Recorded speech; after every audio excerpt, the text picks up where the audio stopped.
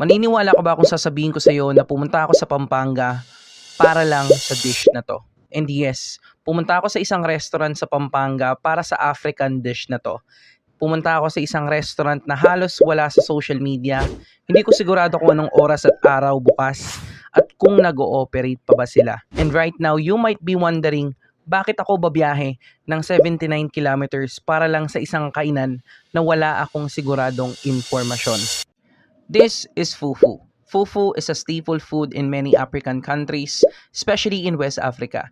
It's a stretchy like dough dish made by boiling and pounding root vegetables, primarily cassava, plantains, and yam. Fufu is more than just a food in Africa. It's a symbol of unity, tradition, and African gastronomy. And this information is from CC, an AI smart application that can help you answer your question whether